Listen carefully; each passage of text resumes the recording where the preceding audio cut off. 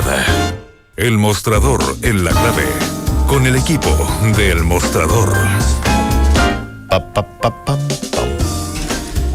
Ya, estamos con El Mostrador en la clave. Federico Llenón, Natalia Saavedra, ¿cómo estás? Muy buenos días. Muy buenos días.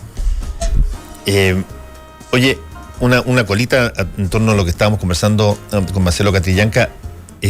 Hay una comisión, según lo que él dijo, que se sesiona los lunes y que va a tener que emitir un informe. Está pendiente la parte judicial, propiamente tal, que también tiene que emitir un informe. Todo esto mientras han empezado a pasar cosas en términos comunicacionales. Habló en una larga entrevista en Chilevisión el muchacho que iba en el tractor.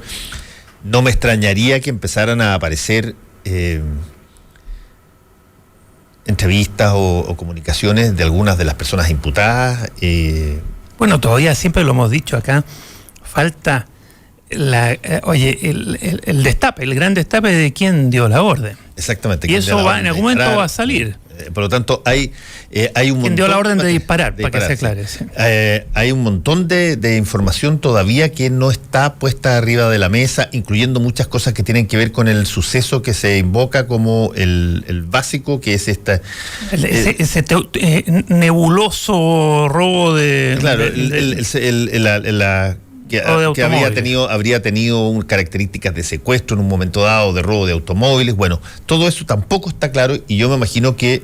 Y crecientemente da la impresión de que es un montaje. No, yo no tengo idea en yo eso, tampoco, pero lo que sí sé es que en algún momento dado, todas las instancias que han estado trabajando para aclarar esto tienen que emitir una conclusión. Sí, aquí hay un reloj. Sí, un reloj que está jugando hacia atrás, digamos. Ahora es relevante también analizar esto. No deberíamos darnos esa licencia a los periodistas, pero yo creo que es muy relevante la calma y la parsimonia con que el papá de Catrillanca conversa contigo, Fernando, y en general lo hace en otras instancias. ¿Y por qué es tan relevante? Porque precisamente el reportaje que se reveló antes de ayer muestra imágenes donde se muestra una relación muy desigual desde Carabineros hacia esta gente que muy calmadamente le dice: por favor, nosotros queremos solamente que llevarnos el cuerpo en una imagen, y lo único que les pedimos, con un tono muy parecido al que estoy haciendo, es que ustedes se retiren, le dice, porque ustedes están dispuestos a disparar, a matar. Y el papá te da una cuñeta, y Fernando, yo creo que es muy fuerte, que te dice: lo que un padre quiere es salvar la vida de su hijo. Y aquí no pude.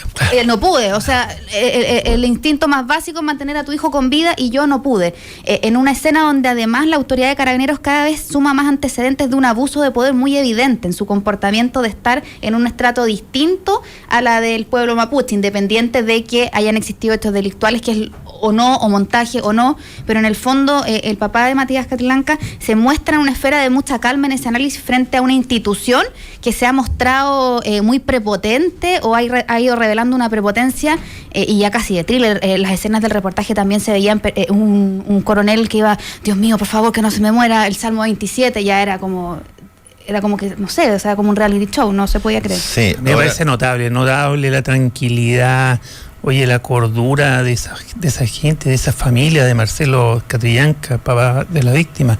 Notable, un aporte cívico. Bueno, vamos a ver, yo insisto en que aquí hay líneas de investigación que están ya... Sí, no, que le estamos haciendo, oye, claro, un homenaje al papá de Catrillanca, a la víctima, al papá de la víctima, por su entereza y su disposición permanente a dar el tono. Claro, a ser cívico en esta... Exactamente, a dar el tono y a esperar lo que tú dices, Fernando, a esperar que salgan por fin las decisiones y resoluciones que tienen que salir, ¿no? Claro, que eso es una cosa que yo insisto en ello, porque se lo decía también a Marcelo Catrillanca. A veces una noticia impacta brutalmente y de pronto un lote de otras noticias o son inducidas para taparla o pasan y te las tapan, y como que se diluye un poco la urgencia de saber qué fue lo que pasó en determinadas circunstancias. Y aquí afortunadamente hay un juicio, y por lo tanto el juicio tú tienes que tener un término en el juicio. Es un proceso que tiene necesariamente término. Tienes comisiones investigativas, eso tiene que tener un término, y por lo tanto muchas de las cosas que hoy día son cabos sueltos dando vuelta por ahí, que cualquiera puede utilizar para aplicarlo a su tesis sobre lo que pasó, van a tener que ser resueltas así es, en buena hora y lo antes posible, ojalá. Ojalá. Bueno, ustedes tienen varios temas hoy día. El mostrador viene sabroso hoy día. Sí, viene sabroso hoy día y viene con como les gusta decir a los periodistas más jóvenes en general, no nosotros los viejos, pero los más jóvenes, viene con una arista nueva. Una nueva, claro.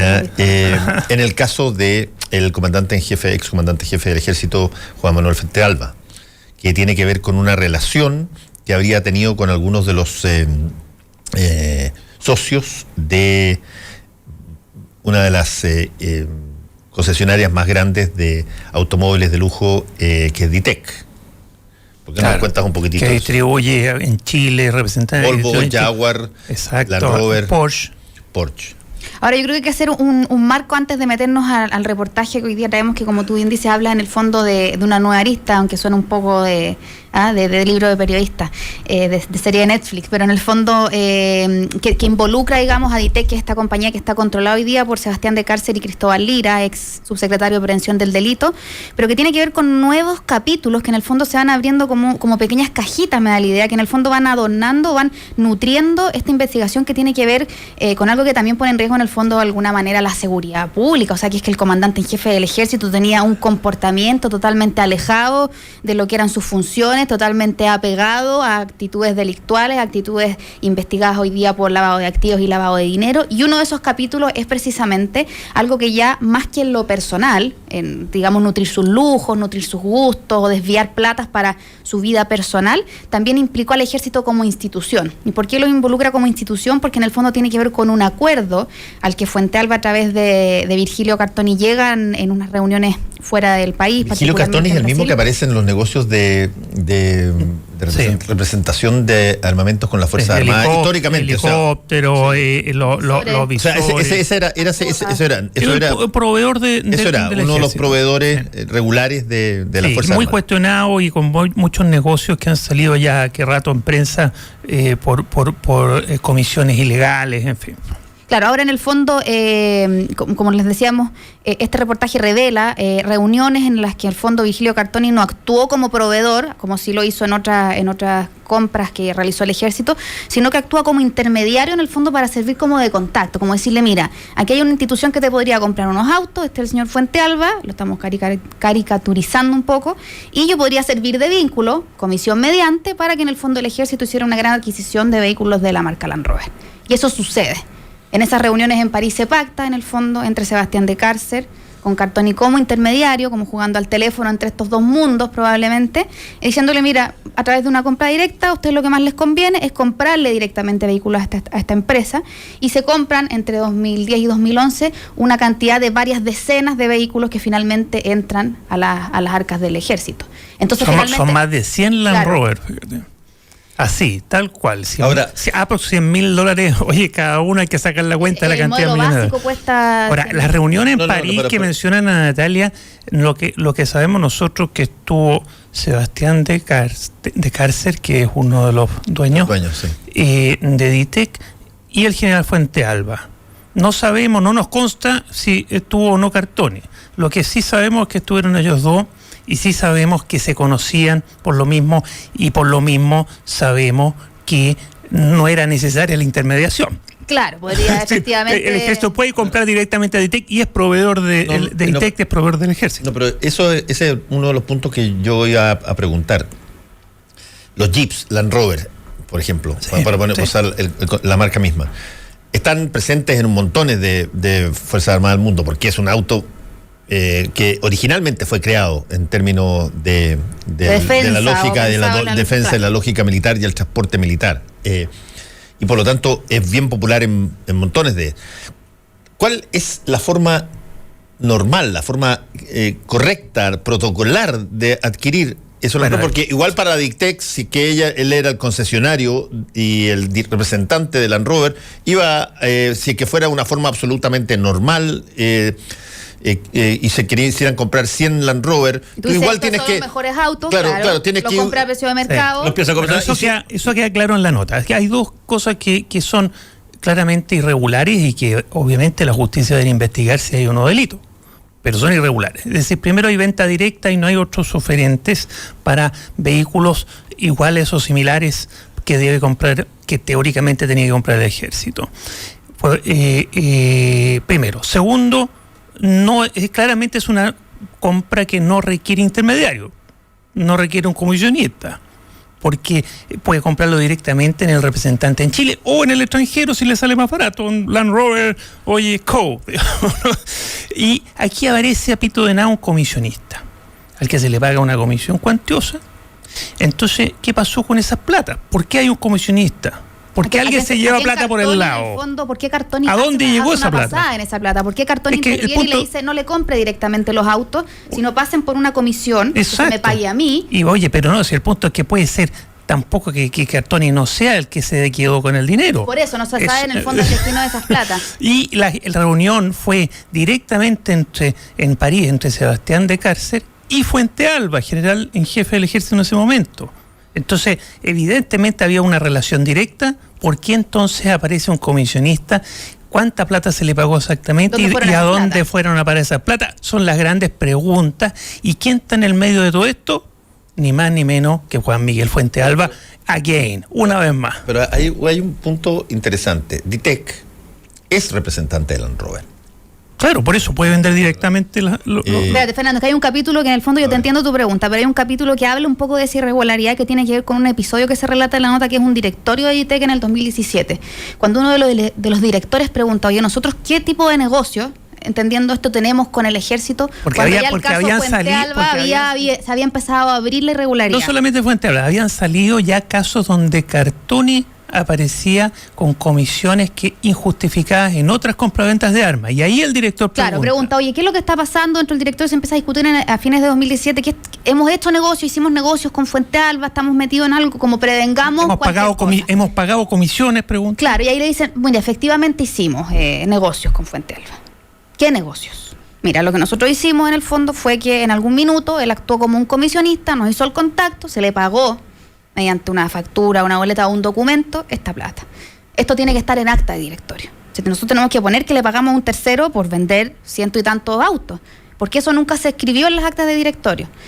Y ahí se armó una diferencia muy relevante en el directorio de que eso no tenía que estar en la acta de directorio. Entonces eso también es relevante, porque en el fondo tú como compañía, si tienes un vendedor comisionista que te presta servicio, no tienes ningún problema en provisionar en tu contabilidad el documento mediante el cual se le pagó, como que te hubiera hecho una que hubo realmente un servicio. Claro, y que efectivamente, mire, el señor Juan Pérez me presta el servicio de venta de auto y se ganó el 5% de esta venta. Pero esta persona no pertenecía a la empresa, no se sabe dónde fueron estos dineros, y además fue un tema que el mismo directorio imputó como una conducta irregular. O sea, hubo una discusión interna. Sí, una fuerte, dicen que se escuchaban los gritos en toda la empresa.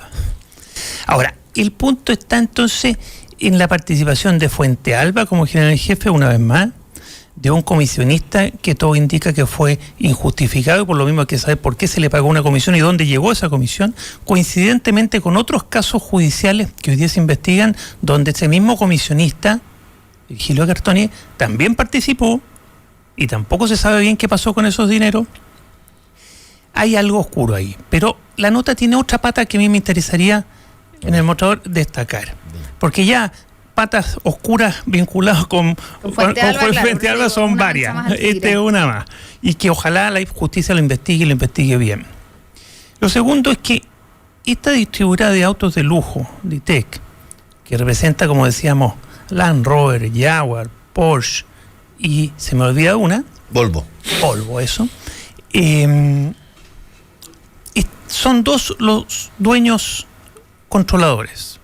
Y parece que son hoy día los únicos dueños, porque el tercer dueño, Guayo Costabal, vendió en mayo del año pasado. Les vendió a ellos mismos. Entonces hoy día son los únicos. Le vendió con una pelea bastante fuerte contra Cárcer, y no sé si... Y que todo esto parte... fue un gallito relevante por el precio. Todo esto parte de... O sea, se ha sabido gracias a las peleas internas de ellos, porque si no, esta irregularidad...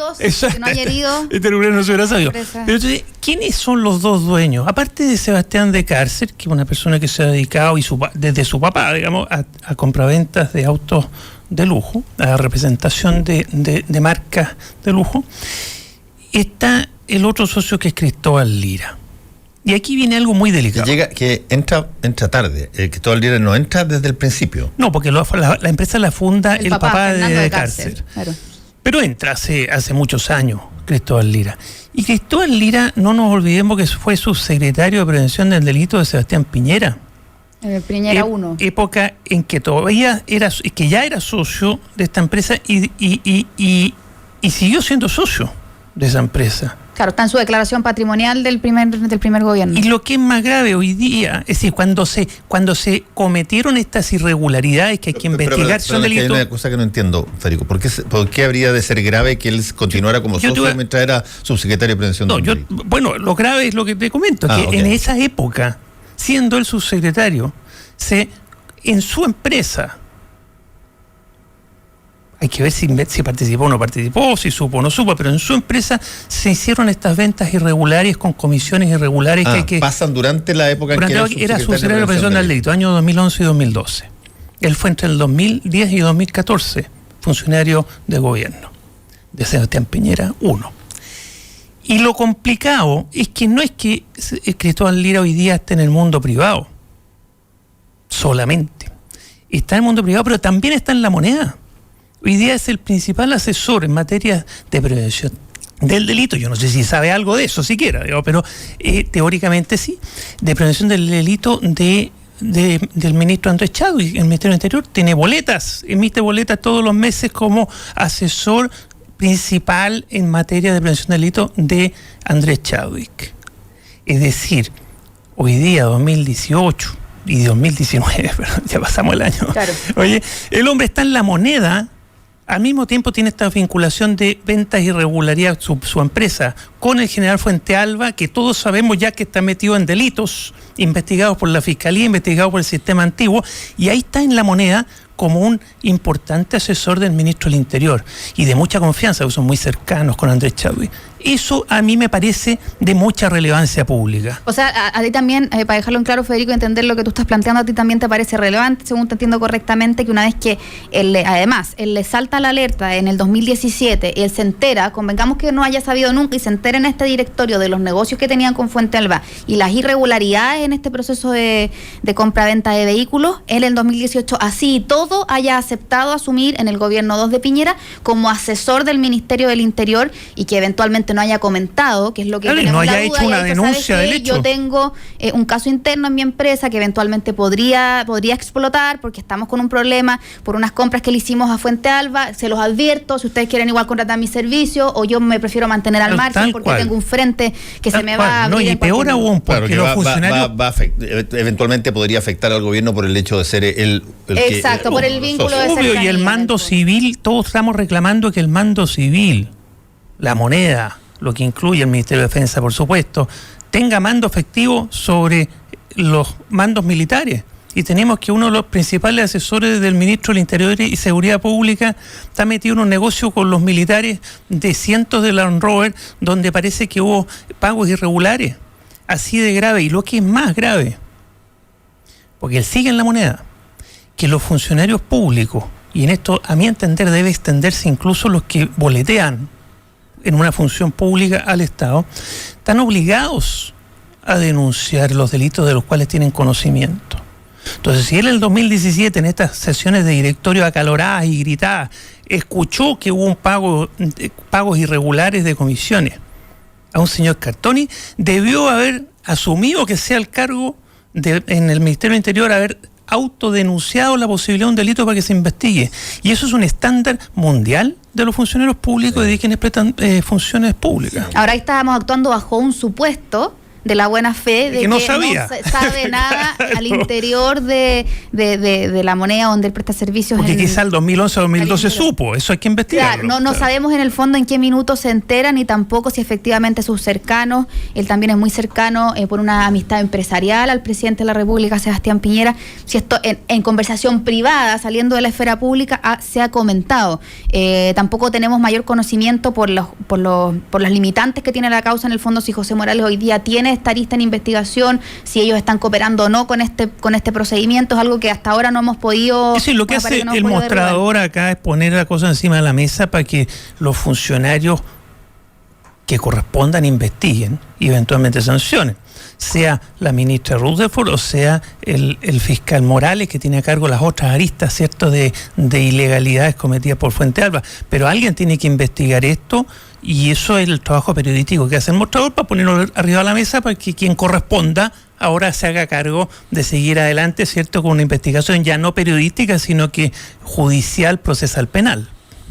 Sí, esta es una información que publican ustedes hoy y que no forma parte todavía de lo que está investigando, según tú. No sabemos. La jueza o el. No sabemos. Hagamos el bemol, Fernando, que los periodistas, tú sabes que tenemos ciertas limitantes cuando la investigación está, ahí como abogado Federico nos puede guiar, cuando está medio enfrascado en ciertas aristas de la investigación, que en el fondo no es como cuando tú vas a la carpeta investigativa de una causa. La verdad es que no sabemos. Por eso te digo, o sea, es un primer acercamiento que probablemente pueda abrir otras puertas a que se conozca, como dice Federico, si bien Romy Rutherford o José Morales están investigando, digamos, esa arista. No sabemos si está investigando eso. Nosotros no lo hemos leído, nadie lo ha leído, nos llegó y nosotros lo investigamos y lo pusimos arriba de la mesa para que el juez correspondiente o el fiscal correspondiente lo sigue investigando. Ojalá se nos revelen en el fondo en ese proceso periodístico otros antecedentes para que podamos llegar más al fondo de la ciudadanía. Drama. Tiene derecho a saber. Nosotros hicimos en el mostrador la pega periodística. Ahora le toca al juez o la jueza o al fiscal del Ministerio Público seguir haciendo la pega procesal penal.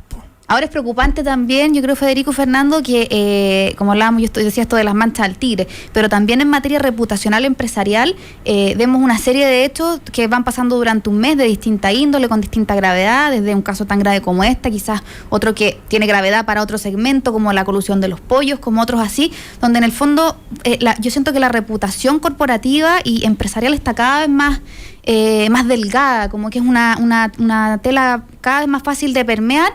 Se permea, se trata de parchar, se le echa un poquito de pegamento y sigamos adelante, porque en el fondo los empresarios son los que empujan el crecimiento del país y los que dan empleo. Entonces no reclamemos mucho, porque no podemos exigir ningún cambio reputacional muy relevante. Y eso hay que rebelarse frente a eso, porque las buenas prácticas son imprescindibles en una sociedad sana, democrática. Es sano que las buenas prácticas sean no solo en el sector público, sino que también y principalmente en el mundo privado. Porque además muchas veces los corruptos y corruptores del mundo privado corrompen a funcionarios del sector público. Entonces, las buenas prácticas en el mundo privado son claves, y yo creo que es misión fundamental de la prensa también fiscalizar las buenas prácticas en el mundo privado. Y además hay que tomar en cuenta una cosa. En muchos países del mundo, el tema de las adquisiciones de bienes por parte de entidades públicas, particularmente cuando tú necesitas mucho insumo, por ejemplo, en el caso de las Fuerzas Armadas, claro, tú necesitas no solamente las cosas que son especializadas, armas, rifles, etcétera, sino que las cosas que no son especializadas. Imagínate los calcetines, como decía un amigo mío, la cantidad de calcetines que compra, los carabineros, los ejércitos. Eso es lo que me refería, un montón de cosas que no son especializadas, que tienen que ver con, por ejemplo, los uniformes, qué sé yo, desde el cinturón al pantalón, claro, qué sé yo, todo ese tipo de cosas que parecen triviales, pero que si tú sumas la cantidad comprada por finalmente el monto final, son altísimos. Y en otros países, y probablemente en Chile también, muchos casos, en otros países siempre han sido focos de escándalo gigantesco cuando se escudriña y se descubre que en realidad había proveedores privilegiados, claro, y que pagaban por el lado, a intermediarios que pagaban en paraísos fiscales, y después no se sabía cómo se repartía esa plata. A los que tomaban las decisiones dentro de los órganos públicos, en este caso armados. Y particularmente ahora que se está investigando la situación en la Fuerza Armada y también en Carabineros, hay que recordar que ha tenido otros episodios donde se han investigado adquisiciones. Creo que es importante no solamente la investigación, pero también se debiera transparentar un poquitito cuál es el protocolo de esto. Por ejemplo, falta fiscalización, claramente. Yo no conozco mucho cómo es hoy día el asunto, pero hubo una época en la dictadura donde tú no necesitabas tener registros de representantes de proveedores. De proveedores. Sí, lo que ocurre es que, entonces, en dictadura todo esto se prostituyó tanto, por cierto, y durante la democracia no se ha ordenado el sistema lo suficiente. No sé si es que ahora existe. Yo entiendo que ahora sí, por compras públicas hay un sistema un poco más transparente, pero insuficientemente transparente e insuficientemente fiscalizado, y parte de las modificaciones que la ciudadanía está exigiendo que su clase política implemente es la fiscalización del gasto público en general y del gasto de las Fuerzas Armadas y Carabineros en particular, porque las irregularidades e ilegalidades que se están cometiendo y que se han cometido son monstruosas. Recordemos el fallo de la Corte Suprema hace 4 o 5 días, que en el fondo obligó a revelar los datos del gasto de ropa del ejército. Y le dijo, no, usted no puede negar esta información. Claro, porque no es seguridad, porque el punto es que el ejército no quiere, es decir, las Fuerzas Armadas en general tratan de no transparentar nada, porque es parte de su cultura institucional. Efectivamente hay datos que pueden ser delicados para la defensa nacional, ¿cierto? Y para la seguridad nacional en general. Y uno lo puede entender. No se puede saber que tú compras. Obvio. Claro, ¿cuántas tanquetas compró? Oye, y uno puede entenderlo si la ciudadanía entiende, y la Corte lo entiende, todos lo entienden. Pero hay cosas que no tienen nada que ver con la seguridad nacional y que pueden ser sensibles para efectos de la fiscalización. Calcetines. ¿Quiénes son los proveedores de calcetines? Bueno, este fallo, y no es seguridad nacional. Claro, y no es seguridad nacional, ahí no hay seguridad, sino lo que puede haber es interés de esconder irregularidades o delitos al no transparentar. En definitiva, en las adquisiciones del sector público, defensa incluida, carabinero incluido, tiene que ser lo más transparente posible para velar por el buen uso de los fondos públicos, solo exceptuando las compras que son excepcionales, que afecten la seguridad nacional. Claro, estratégica. Y nada más, lo demás debería ser completamente transparente y fiscalizable por todos los órganos que deben fiscalizar. Y fácilmente asequible por la ciudadanía también. No, y por último, si aparece alguna nueva tecnología, aparece alguna nueva situación que amerite un grado de secreto en aras de la seguridad nacional, bueno, tú puedes llevarlo esto a la Comisión de Fuerzas Armadas del Senado, solicitar que haya una reserva especial por parte del presidente de la República y que quede eso escrito y firmado de una manera prístina. Así, y la ley que regula el Consejo para la Transparencia, que es el que está apoyando que se abra información que debe estar abierta al ciudadano. Entonces, la transparencia también puede evitar transparentar información cuando está de por medio la seguridad nacional, y hay un consejo pagado por todos los chilenos para que se preocupen de esos temas. Claro. Entonces no es que esté votado el tema. Hacemos una pequeña pausa y volvemos.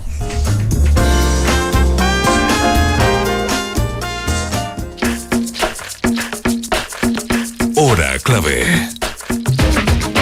9 de la mañana, en punto. 92.9. Somos como tú. Somos la clave. A las 3 de la tarde de lunes a viernes, Hola Deportes. Somos la voz del deporte olímpico nacional. Entremos en materia deportiva para la jornada que se vivió hoy cerca de las 12 horas con 10 minutos. Además, la presentación oficial del Comité Olímpico de Chile para su abanderado de los Juegos Sudamericanos de Rosario 2019.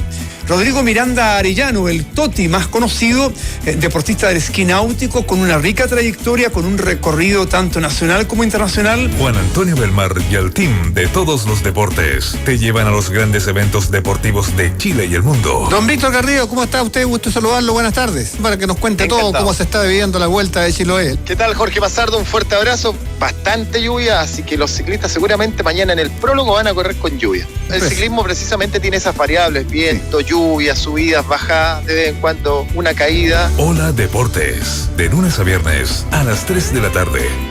Somos deporte, somos la clave. Para hacer un buen negocio, necesita ser un gran anfitrión. Para organizar un seminario productivo, debe elegir el lugar correcto. Visite Hotel Los Nogales y compruebe que superaremos sus expectativas.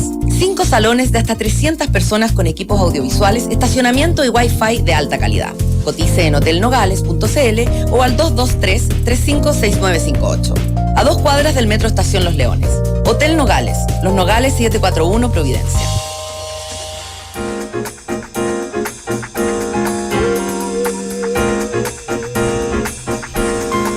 Estamos con el mostrador en la clave. Está con nosotros Federico Llenón, Natalia Saavedra, y tenemos al teléfono al profesor y académico de la Universidad Diego Portales, Claudio Fuentes. ¿Cómo estás, Claudio? Hola, ¿qué tal? ¿Cómo están? Muy bien, pues queríamos conversar contigo un poquitito de cómo está este panorama ya en entrada de tierra derecha de marzo, con cambios en las jefaturas del Senado y de la Cámara de Representantes, que va a ser interesante a ver quién queda en qué lugar, si se resuelve el problema de los acuerdos ahí, y sobre todo cómo se ve en adelante la acción del gobierno. A ver, mira, yo creo que por una parte está el tema, aquí hay dos grandes o fuertes incentivos. Por una parte, la oposición, hasta que la gran pregunta incógnita, hasta qué punto va a haber una cooperación y un trabajo de acción colectiva más coordinado para enfrentar la agenda legislativa que se viene, que es compleja.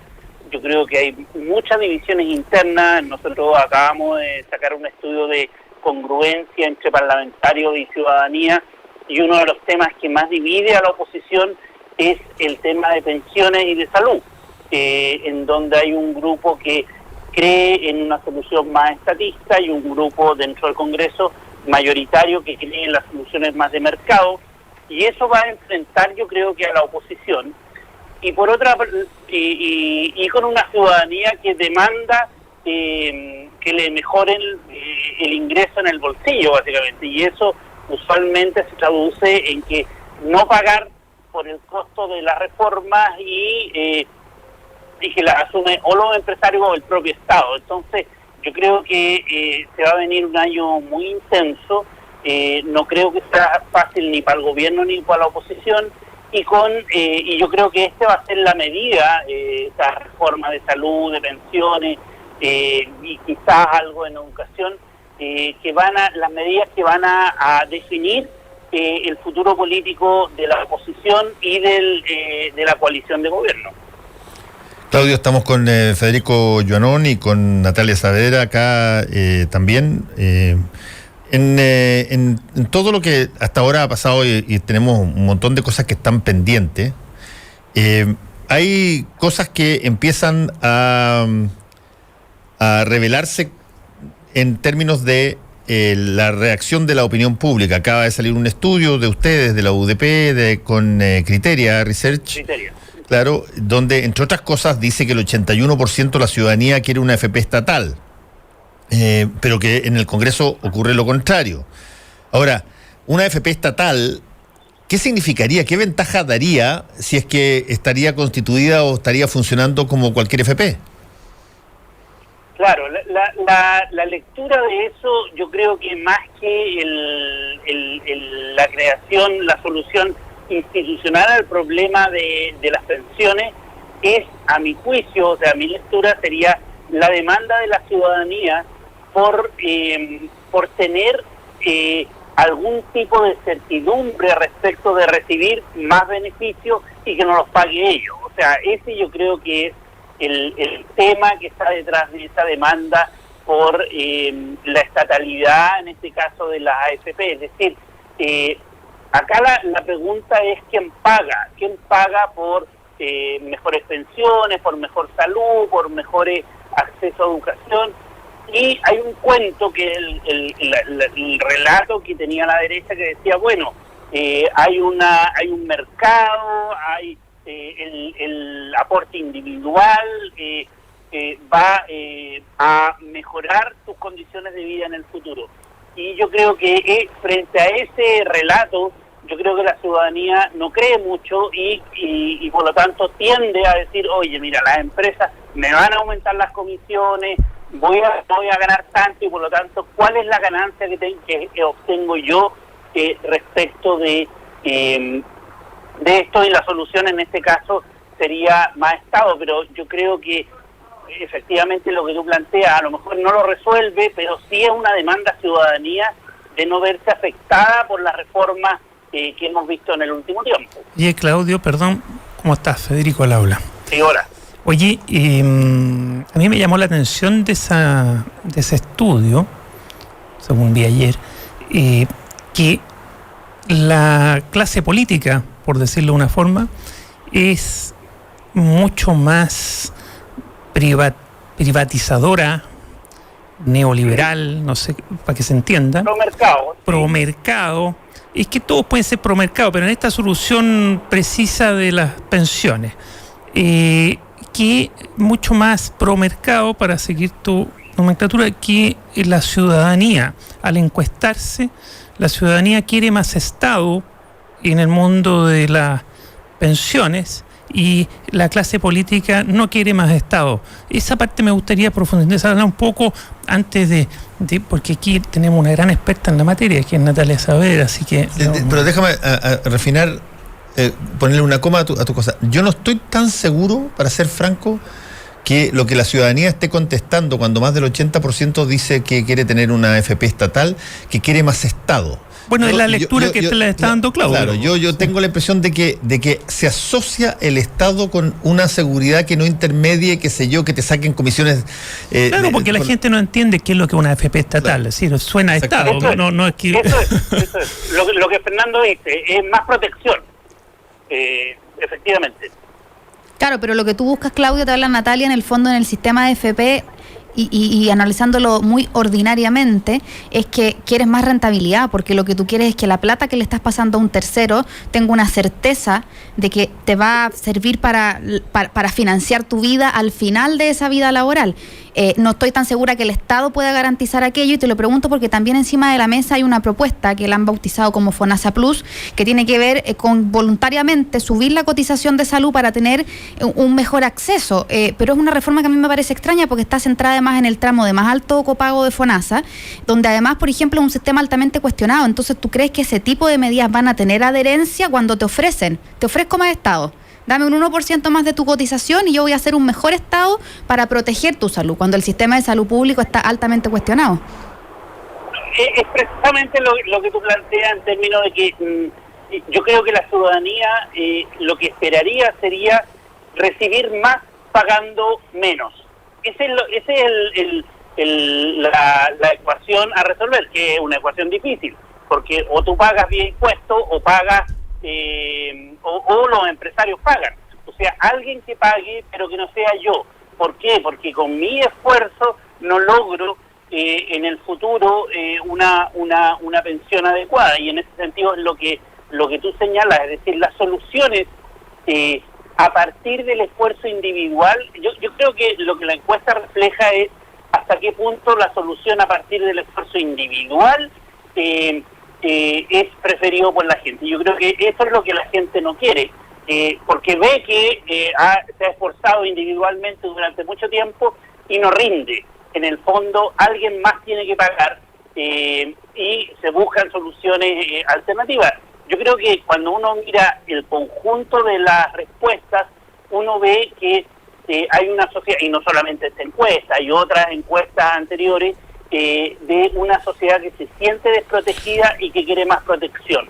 Y esa protección no viene por el pago individual, sino que debe, en la opinión de la gente, es distinto a lo que yo piense individualmente, que no venga desde el punto de vista de mi esfuerzo individual, porque yo ya no puedo más, en el fondo. Ese yo creo que es la percepción que domina en la población, y que la élite no necesariamente comparte, porque la élite está en otra posición, y de hecho no tiene mucho problema respecto de las pensiones cuando tenía un salario muy alto.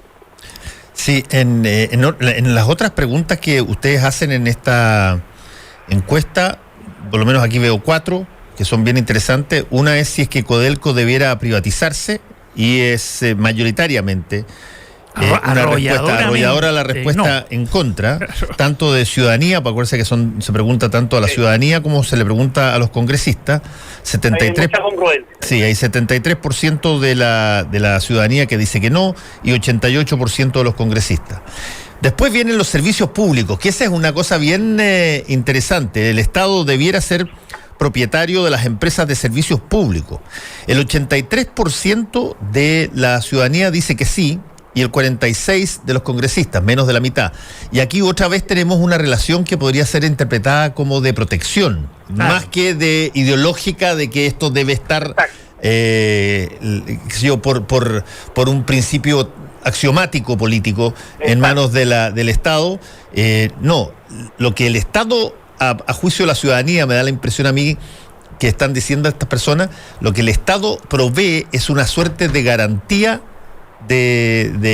o quiere pensarlo así la ciudadanía. Quiere pensarlo así, una suerte de garantía versus el privado, que el privado se juega a el vaivén de los recursos y de los ingresos y de las utilidades y de un montón de otras cosas. A mí me parece notable esa disociación, no en el caso de Codelco, que ahí está muy uniformado, un gran no, pero en el resto, como la élite, la clase política en este caso, los congresistas, se disocian fuertemente de la ciudadanía, que son sus electores. Eso es lo paradójico, para efectos de ciertas sensaciones e impresiones de soluciones de políticas públicas.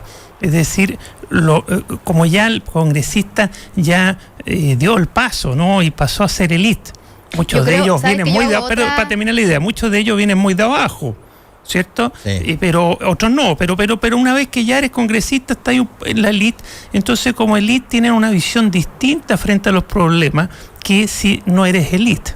Y Claudio, yo no sé si tú compartes lo que te voy a comentar, pero yo creo que en la encuesta también hay un efecto de inocencia por un lado y de excesiva honestidad por el otro. Excesiva honestidad por parte de los parlamentarios, porque yo creo que cuando ellos dicen no pueden los servicios públicos ser del Estado, por un lado hay un reconocimiento de su propuesta neoliberal y promercado, pero también yo siento de decir no somos capaces como parlamentarios ni como Estado de soportar un marco regulatorio que siquiera supervise. Si hoy día no están siendo capaces en el fondo de supervisar las faltas de los servicios más básicos, o sea, las empresas se coluden incluso por el precio del pollo. Y por otro lado de la ciudadanía que dice, sí, quiero que la luz, el agua, el gas sean del Estado, porque la ciudadanía inocentemente está pensando que lo básico del Estado es proteger los derechos del consumidor, los derechos de la gente, que el transporte cumpla con lo básico que es transportante de un punto a otro, que te llegue el agua cuando abres la llave y que no se te corte la luz 3 días al mes. Pero es notable cómo la ciudadanía le sigue creyendo al Estado. Eso te digo, por eso dije inocencia, una inocencia por el lado de los... porque lo ven en algunos otros países donde el Estado efectivamente lo logra hacer. Claro, todavía creen que el Estado posiblemente podría supervisar. Pero yo agrego otra variable, Claudio, que nos estamos en línea, que también para la ciudadanía es más fácil tener a alguien concreto con el cual incluso tú puedes afectar su posición política cada 4 años, y sabes directamente quién es, a cuando te dicen a ti que, no sé, es una empresa eléctrica, cuya base está en Italia y que te provee la electricidad para todo el país, y por lo tanto, ¿quiénes son esas personas? Nunca los ves, no sabes quiénes son, no saben dónde transan. Incluso al Estado lo ven más cercano. Lógicamente, al Estado lo ven como una cosa, te puedo hacer una marcha al frente de la moneda y en una de esas se mejoran las cosas, pero ¿qué hago con él? Pero es que usted han tratado de llamar a un call center, perdón Claudio, tratando de reclamar lo que sea hasta que se les cortó el internet, les contesta desde Indonesia a alguien que no logra solucionarte nada en 45 minutos. Bueno, todo eso debe estar en la encuesta, Claudio, ¿no?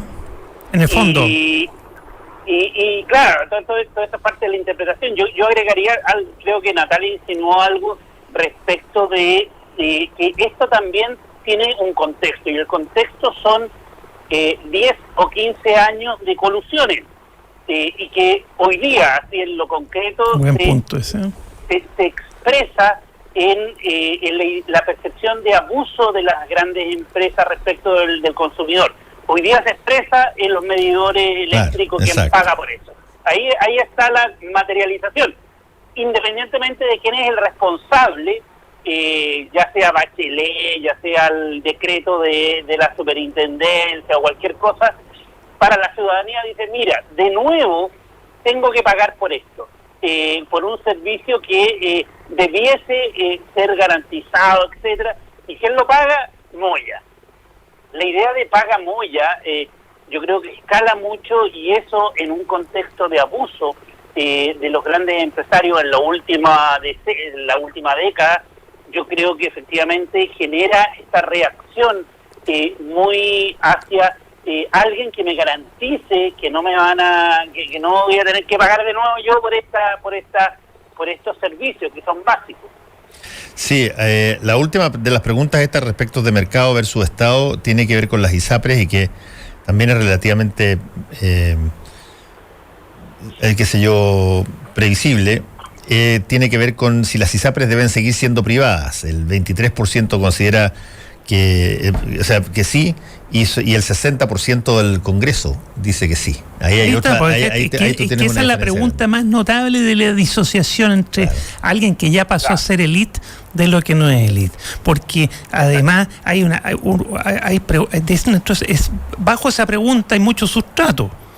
El que administra estas platas tiene mucho poder. Sí. Bueno, y el 90% de los congresistas en una de esas está en un ISAPRE, no está en FONASA. Y algunos pueden ser financiados por algunos dueños de AFP y de ISAPRE, anda a saber todo, bueno, ¿no? todo eso. Sí, totalmente. O sea, creo que además que en un sistema en donde creo que más del 80%, casi 90% debe estar en FONASA, entonces la crítica a la ISAPRE también tiene que ver con esto de las élites, es decir, aquellos que son de la élite y aquellos que no son, y que en la ISAPRE se concretiza, materializa la diferencia. Un buen servicio, rápido, oportuno, pero yo pago por ese servicio versus los problemas que enfrenta alguien que está en FONASA. Ahora, además, perdona Fernando, sí, pero además recordemos el bemol de que viene una reforma a la ley de ISAPRE. Sí. También debe ser una pregunta en la que hay cierto, oye, viene una reglina acá, digamos. Son de las cosas que se dicen que van a venir y que todavía no han llegado. Pero en el ámbito de la autonomía individual hay cosas bien interesantes, fíjate, porque coinciden casi en todos los rubros la gente con los congresistas. En la pregunta de las parejas homosexuales deberían tener derecho a contraer matrimonio, abrumadoramente 66% de la ciudadanía, 65% de los congresistas dicen que sí. El aborto debiese prohibirse bajo cualquier causal, también ciudadanos y congresistas están en la misma línea, 72% de la ciudadanía y 69% de los congresistas dicen que no debiera prohibirse bajo cualquier causal. ¿Por qué? Porque siempre han estado de acuerdo con que en algunas causales se permita el aborto. Sí, no. Ha sido coherente, una respuesta coherente a lo largo de los años. Exactamente. Bueno, un enfermo terminal tiene derecho a solicitar su muerte asistida. También, 82% de la ciudadanía dice que sí y el 62% dice que notable sí. Esa pregunta, sí, estamos hablando de eutanasia. Bien notable. Pero mírate esta es la que probablemente es el hombre que muerde al perro, digamos. Es necesario limitar la cantidad de inmigrantes porque afecta al trabajo de los chilenos. El 19% de los congresistas dice que sí y el 60% de la ciudadanía dice que sí.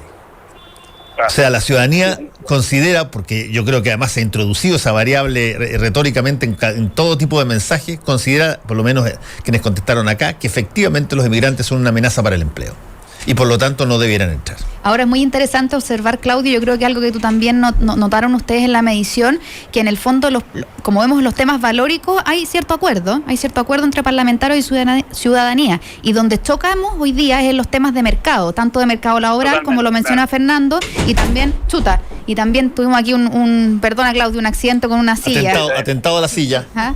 No se nos cayó Fernando. No, está bien. Equilibrista, ¿Ah? Claro, está todo bien. Retomando, Claudio, te decía mientras Fernando aquí se nos vuelve a su estado normal.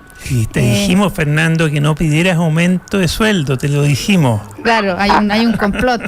Hay una colusión de la silla. Claudio, te decía en el fondo que en los temas de mercado es donde hay una diferencia más relevante entre parlamentarios y consumidores o clientes o ciudadanía en el fondo. Y en los temas valóricos vemos que parece que están más de acuerdo, que podría probablemente haber sido al revés. Sí, mira, lo que ha pasado es interesante. Por una parte, hay dos comentarios. Uno, en el año 2011, el Observatorio Electoral de la OVP hizo lo mismo, un estudio de brechas y de parlamentarios con opinión pública. Y la distancia en lo valórico era mayor de lo que es hoy. Y por lo tanto, la década de lucha en términos de aborto 3 causales, matrimonio sexual, etcétera, todo el debate político que ha existido y social que ha existido en los últimos 10 años, yo creo que ha calado en el Congreso.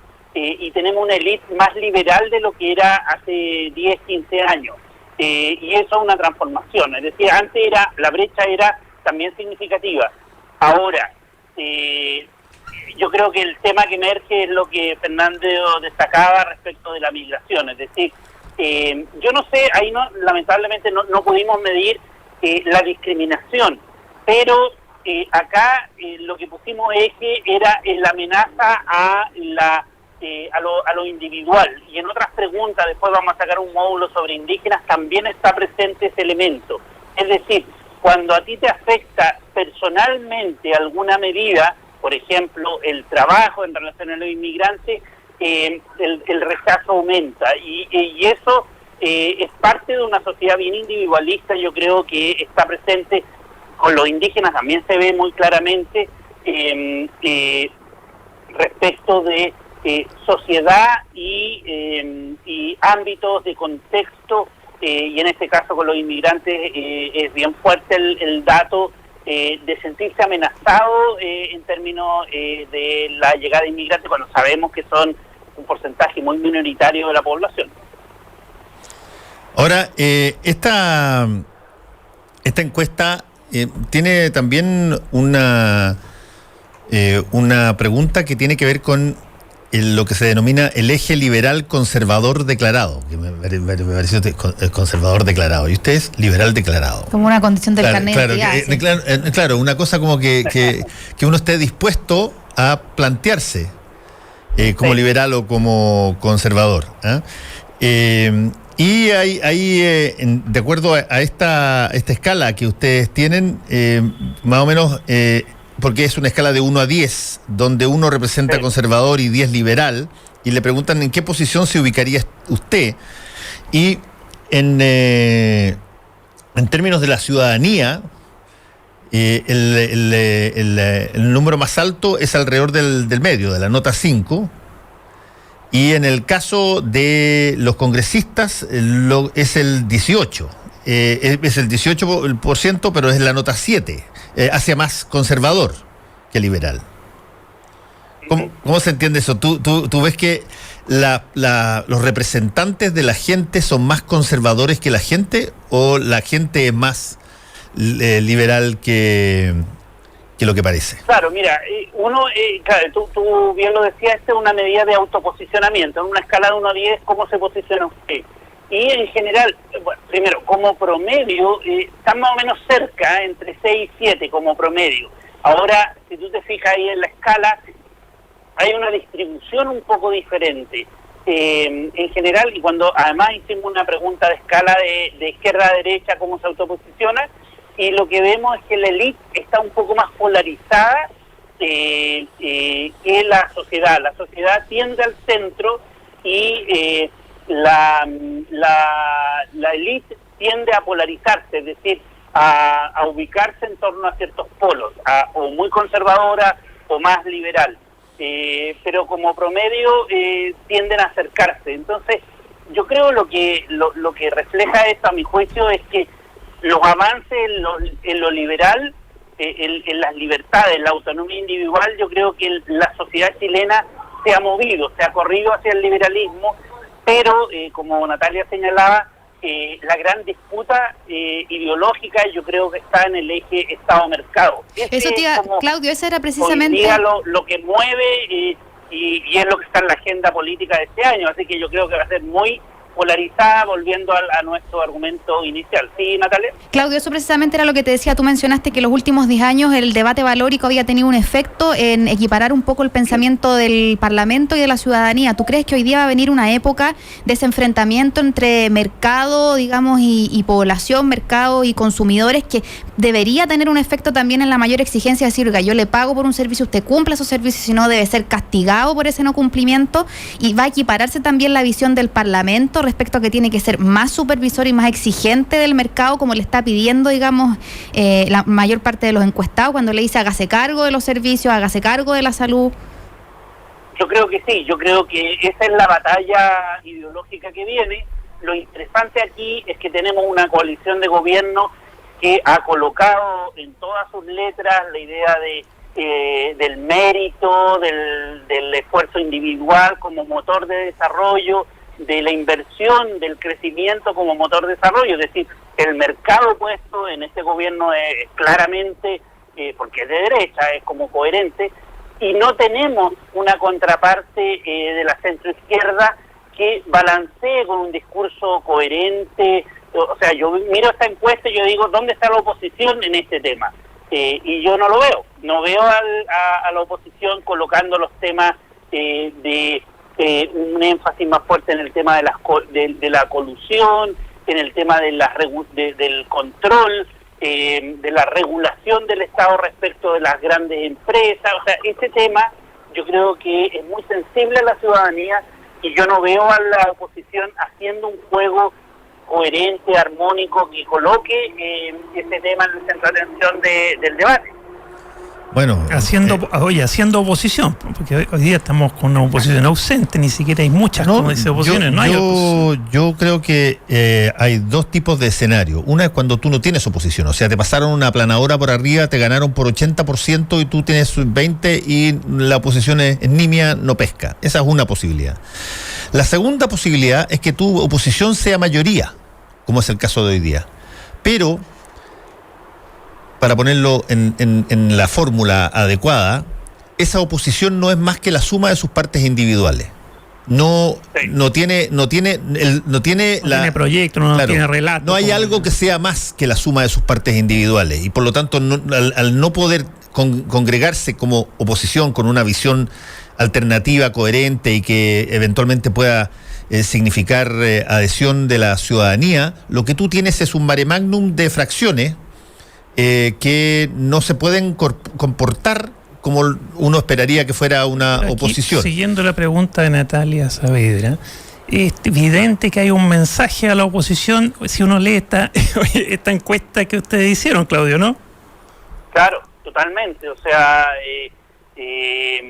dejar de debatir en los temas chicos y meterse al área grande. El área grande es qué modelo de sociedad queremos y cómo lo construimos. Y por lo tanto, en el tema, así llevándolo al tema pensiones, es, bueno, cómo se regula la AFP, para quién va el porcentaje. O sea, ahí va a estar, supuestamente o teóricamente debería estar la oposición y el gobierno debería estar en aumentemos la capitalización individual. Ese debería ser el debate, o cómo debería desplegarse el debate en el sistema de pensiones, por ejemplo. El debate ideológico, ese es tú. Claro. Sí, porque en el fondo revelarías las voluntades de todos los sectores políticos y también del sector privado. Los obligarías en el fondo a tomar posición. Claro, porque en el fondo esto de la AFP estatal, la gente lo asocia a Estado. Independiente que si uno sabe más del tema, dice una AFP más, con las mismas reglas, no cambia mucho. Pero cuando dicen AFP estatal, la gente al responder está respondiendo Estado. ¿Y quién administra esas plata y quién garantiza la pensión al jubilarse, no? Bueno, Claudio, te agradecemos, Claudio Fuentes, por haber estado con nosotros acá, y lo mismo le agradecemos a Mirko y a Natalia por el... Mirko no está, pero le agradecemos su participación. ¿Y qué dije? Yo dije Mirko. Yo dije Federimirko dije. Federimirko, Joanón y Natalia Saavedra. No vuelvas a pedir aumento de sueldo para que no te sigas cayendo. No. Además que... No saben, ese cuchillo, Claudio, ese cuchillo de haber dolido. Gracias a los dos, chao.